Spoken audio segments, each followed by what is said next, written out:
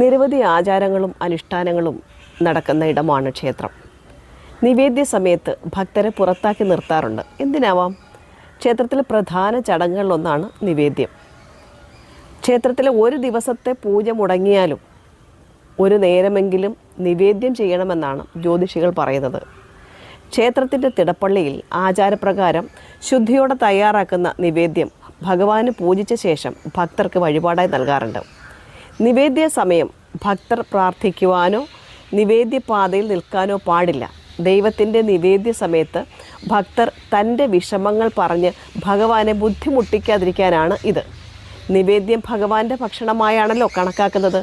ഈ സമയം ഭഗവാന്റെ നാവ് തിടപ്പള്ളിയിലെ നിവേദ്യത്തിലേക്ക് നീണ്ടു കിടക്കുന്നതായാണ് സങ്കല്പം. ആയതിനാൽ അത് മറികടക്കാൻ പാടില്ല. അതുകൊണ്ടാണ് നിവേദ്യ സമയത്ത് അവിടെ നിൽക്കരുത് എന്ന് പറയാൻ കാരണം.